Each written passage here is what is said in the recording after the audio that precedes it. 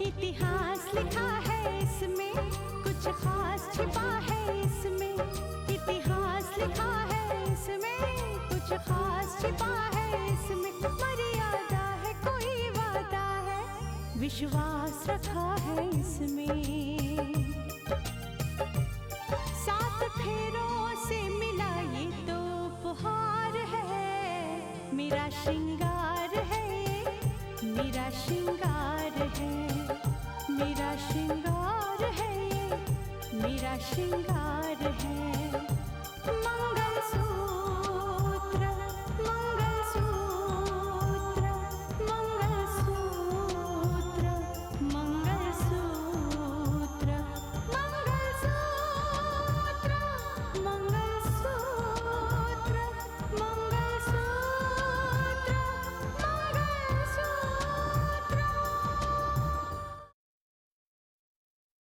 बस जुबान खोलने की देर है, तुम्हारा सारा प्लान रेत की घरोंदे की तरह बिखर जाएगा।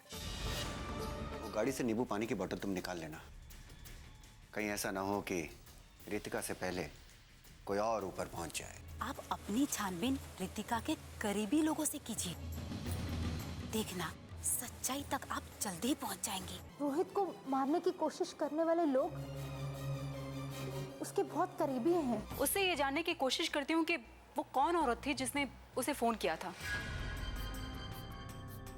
अब वो हमारे बारे में नहीं बल्कि किसी और के बारे में सोच रहे हैं। किसके बारे में? हमने जो प्लान बनाया था कि रोहित की मौत के बाद इस घर में एक और मोहरे की एंट्री होगी। वो मोहरा हमारे इशारों पर नाचेगा।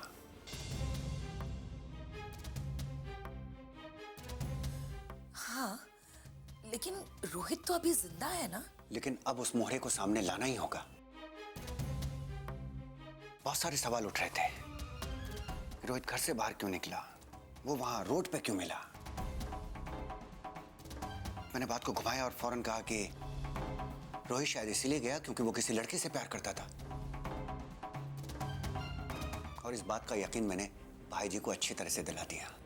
ओह, आप सब लोग ये सोच रहे हैं कि रोहित के एक्सीडेंट के पीछे उस लड़की या किसी उसके जानने वाले का हाथ तो नहीं है? कहीं रोहित उस रात उसी लड़की से तो नहीं मिलने निकला था? मतलब यूं समझो कि मैंने मामले को पूरी तरीके से उलझा दिया है।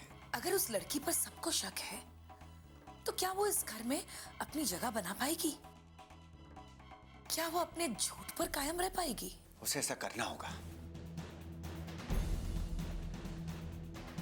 जो हम कहेंगे उसे करना होगा।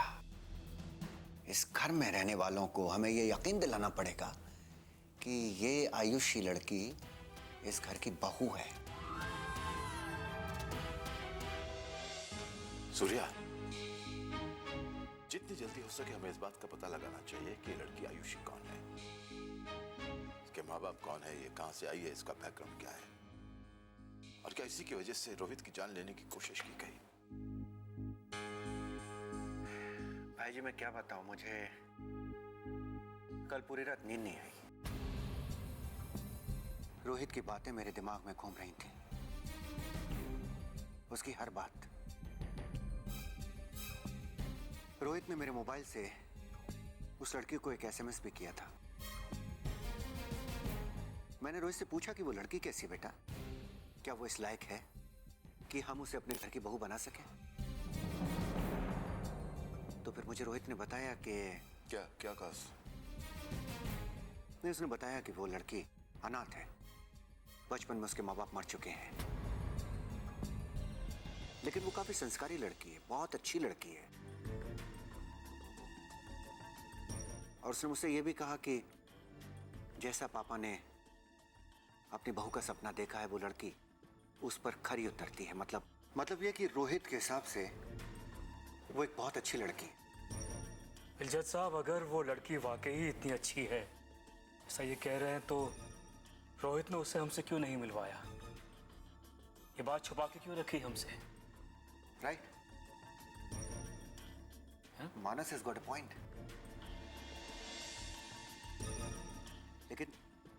इस बात का जवाब तो रोहित ही दे सकता है।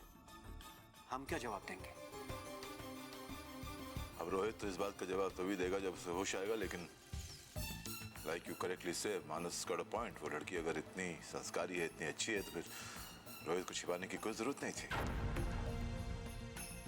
लेकिन सवाल एक मेरे दिमाग में आता है सूर्या के, हमने साक्षी के साथ रोहित की शादी तय की थी क्योंकि रोहित साक्षी को पसंद करता था, साक्षी को।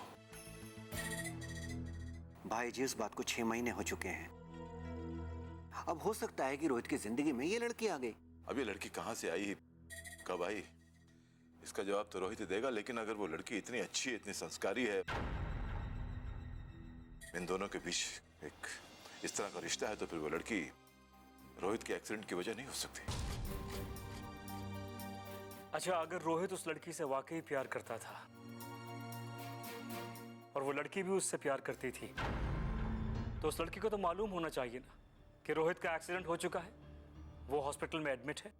ये बात तो है। उस लड़की को अब तक सामने आना चाहिए था, क्योंकि रोहित के एक्सीडेंट की खबर तो हर न्यूज चैनल पर दिखाई जा रही है। जाहिर सी बात है कि उस लड़की ने भी वो तस्वीर उसकी देखी होगी। हाँ, यही तो सवाल उठता है मेरे दिमाग में। फिर इन दिस केस उस लड़की को हमारे सामने आ जाना चाहिए था, लेकिन वो लड़की हमारे सामने अब तक नहीं आई है। क्यों? हाँ, बात तो सोचने वाली है। अब इसका जवाब या तो फिर होश में आने के बाद रोहित दे सकता है, या फिर वो लड़की। लेकिन वो लड़की है कहां? हम उस तक कैसे पहुंचेंगे?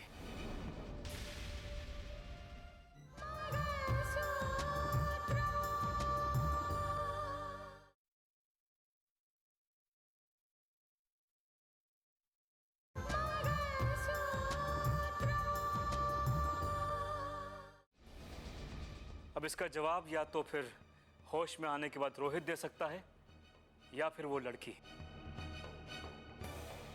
लेकिन वो लड़की है कहां? हम उस तक कैसे पहुंचेंगे?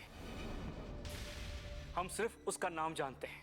वो कहां रहती है, क्या करती है, किसकी बेटी है, हमें कुछ नहीं पता है। हमने उसको देखा तक नहीं है।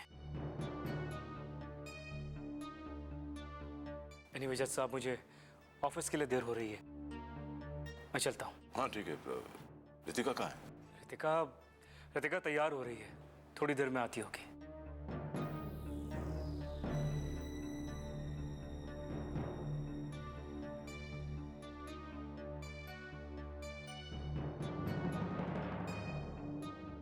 कावेरी का फोन एंगेज आ रहा है। चलो मैं हॉस्पिटल जाकर देखता हूँ कि रोहित की हालत क्या है।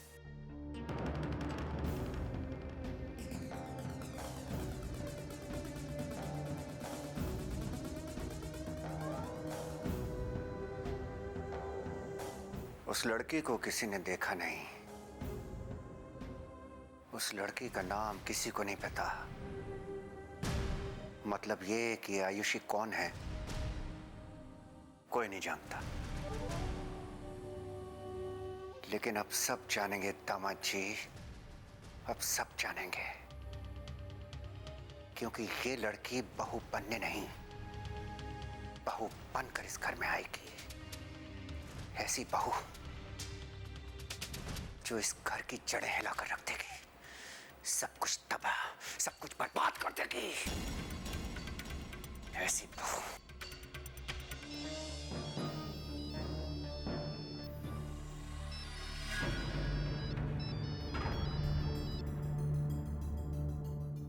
मुझे मालूम था स्नेहा, तुम मुझे फोन जरूर करोगी। ओह, तो तुम्हें पहले से पता था कि मैं तुम्हें फोन करूंगी? मैं जानती थी स्नेहा, तुमने मेरा नंबर निकाला नहीं, इसीलिए मुझे तुम्हारे ही फोन का इंतजार था। तुमने कल रात को जो किया ना, वो अच्छा नहीं किया मेघना। मजबूर तो तुमने ही किया स्नेहा। मुझे तुम्हें और सूर्या को समझाने के लिए कोई और रास्ता नहीं मिला, इसीलिए जैसे ही मैंने मुंह खोला, तुम लोगों को मेरी याद आ गई। देख लो, आ गई ना। क्या कहा तुमने दीपाली को? क्या कहा? मैंने तुम्हें अपना दोस्त समझा, मेरे सारे राज मैंने तुमको बताए, और अब तुम ही मेरी दुश्मन बनी हो। दोस्ती और रिश्ते की बात मत करो स्नेहा। खुद गर्जों की दोस्ती भी ना एक दिन मुसीबत में ही डालती है। तुम्हारी खुदगर्जी को समझने के बाद ही मैंने ये शर्त रखी थी सूर्या के सामने कि अब दोस्ती और रिश्ते की बात नहीं होगी, बल्कि सौदे की बात होगी। और मैंने अपनी बात सूर्या के सामने रख दी है, लेकिन तुम लोगों को कोई फर्क नहीं पड़ा। दीपाली को हमारे बारे में सब कुछ बताकर क्या तुम्हें कोई फायदा होने वाला है? बताने से फायदा हो या ना हो, लेकिन छुपाने की कीमत तो तुम जरूर दोगी। अब बताओ, क्या इरादा है? क्या फैसला किया है तुमने सूर्या के साथ? तुम्हारे फायदे में मुझे 25% चाहिए। बोलो, मंजूर है?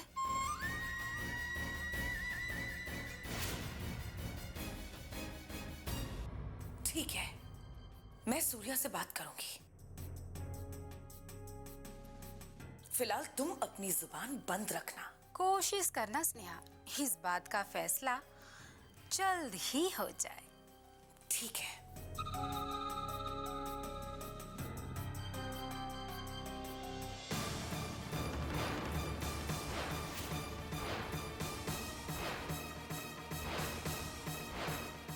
रोहित और रितिका का मामला खत्म हो जाने दो, उसके बाद मैं तुम्हें बताती हूँ कि हिस्सा मांगने का अंजाम क्या होता है।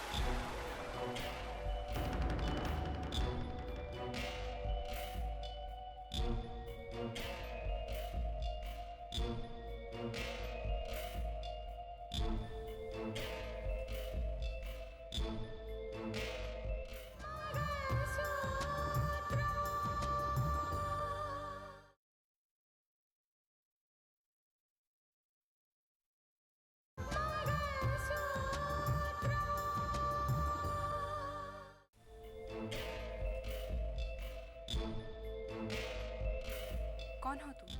मैं आयुषी हूँ। आयुषी? मैंने पहचाना नहीं। मुझे मालूम है आप लोगों को मेरे बारे में नहीं पता। रोहित ने भी कुछ भी नहीं बताया है आपको। और मुझे भी नहीं पता था कि रोहित के साथ इतना बड़ा हादसा हो जाएगा। रोहित? मैं समझी नहीं। कैसा है रोहित? कहाँ है वो? मैं उससे मिलना चाहती हूँ, उसको देखना चाहती हूँ।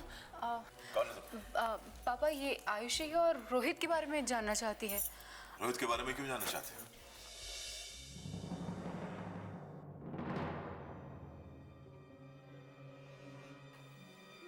मैं रोहित की पत्नी हूँ। रोहित की पत्नी हूँ। रोहित की पत्नी हूँ।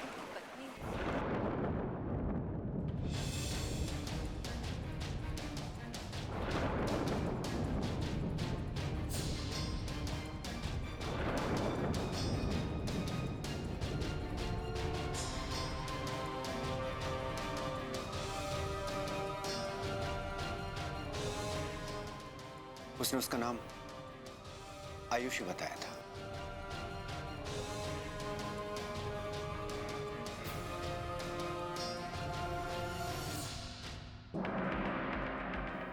जिस रात रोहित का एक्सीडेंट हुआ, क्या वो तुमसे मिलने गया था? नहीं पापा जी, मैं तो अहमदाबाद से आ रही हूँ और वहीं कल रात मैंने रोहित के एक्सीडेंट की खबर देखी तो खुद को रोक नहीं पाई।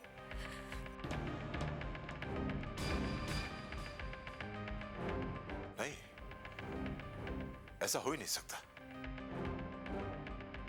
ऐसा हो ही नहीं सकता कि रोहित अपनी जिंदगी का इतना बड़ा फैसला कर ले और हमें पता है तक नहीं।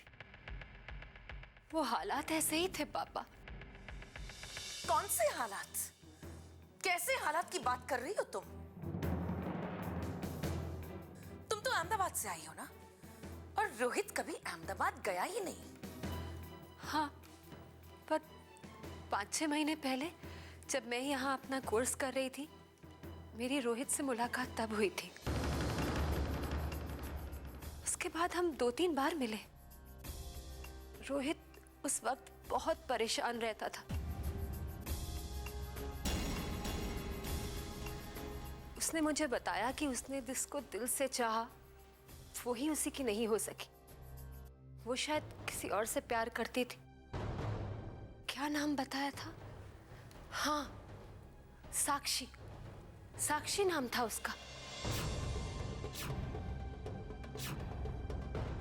शायद इसीलिए उस वक्त जो रोहित इतने दुखी रहते थे, इसीलिए हम लोग एक दूसरे के करीब आ गए।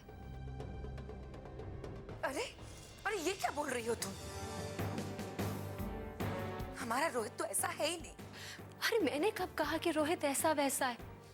ऐसा इंसान तो ढूंढने से भी नहीं मिलेगा, जिसमें कोई ऐब नहीं है, जिसने कभी कोई नशा तक नहीं किया। और ये शायद आप ही लोग के दिए हुए संस्कार की वजह से। इसी वजह से मैं भी रोहित के इतने करीब आई। एक बात नहीं समझ में आई। अगर उस वक्त तुम इस शहर में थी तो रोहित ने कभी भी तुम्हारे बारे में हमें क्यों नहीं बताया? और तुम हमसे क्यों नहीं मिली? कभी तुम्हारा मन नहीं किया? रोहित ने बहुत बार कोशिश करी। उसने मुझसे कहा था कि वो आप लोगों से मिलवाएगा। उसने मुझसे ये वादा भी किया था और कोशिश भी करी। माँ जी से बात की थी शायद उसने, पर भगवान को शायद मंजूर नहीं था। मैं माँ जी से मिलने आ ही रही थी कि वो हादसा हो गया और माँ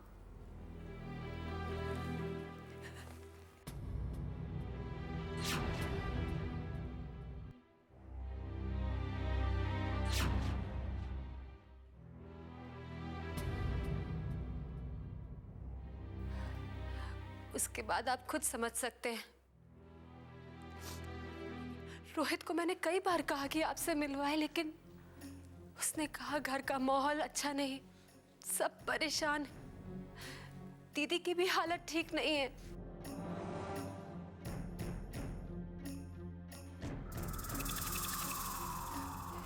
शायद मेरी तकदीर ही ऐसी है। न जाने मेरी तकदीर में और कितनी ठोकरें लिखी। बचपन से जब से होश संभाला, खुद को अनाथ आश्रम में पाया। रोहित शायद मुझे खुशी देना चाहते थे, इसीलिए बिना किसी को बताए वो मुझे मंदिर ले गए और वहां हमने शादी कर ली।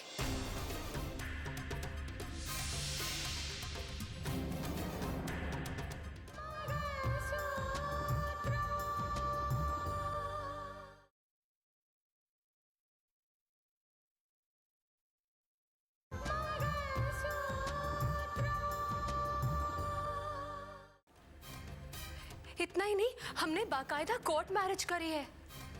हाँ, मेरे पास मैरिज सर्टिफिकेट है।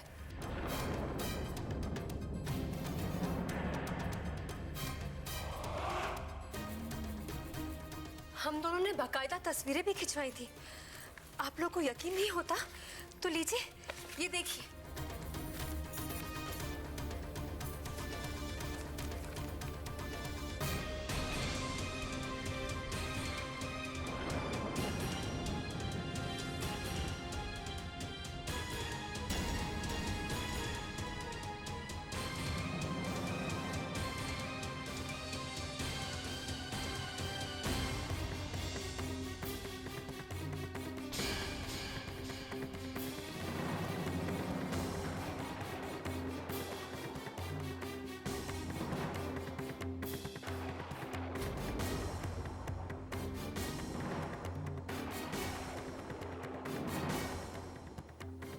बात इतनी बढ़ गई और हमें पता तक नहीं चला। हाँ पापा, इसी बात को तो लेकर मैं रोती हूँ कि आप लोग घर में सब लोग हो, पर मुझे कभी किसी का आशीर्वाद नहीं मिला। आज ऐसे हालात में मुझे यहाँ आना पड़ा है कि मुझे खुद अपने बारे में बताना पड़ रहा है। हम सपने में भी नहीं सोच सकते कि रोहित इतनी बड़ी बात हमसे छुपाएगा। तुम ठीक कहते हो रितिका। ऐसे कोई भी उठ के आ जाएगा, कोई भी लड़की कहेगी कि मैं रोहित की पत्नी हूं, और क्या ये सब हम मान ले?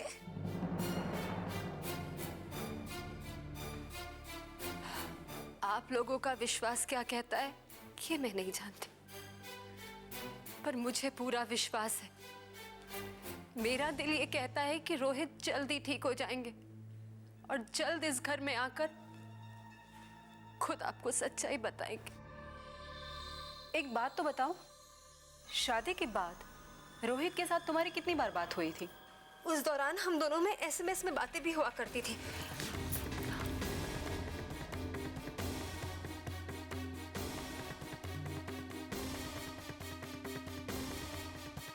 स्नेहा, चेक करो, क्या ये SMS रोहित के फोन से हुए?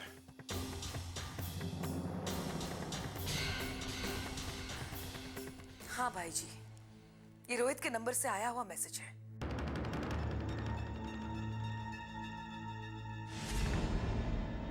डार्लिंग, तुम ही मेरी बनोगी। मैंने तुमसे प्यार किया है और ये फर्ज तो मैं हर हालत में निभाऊंगा।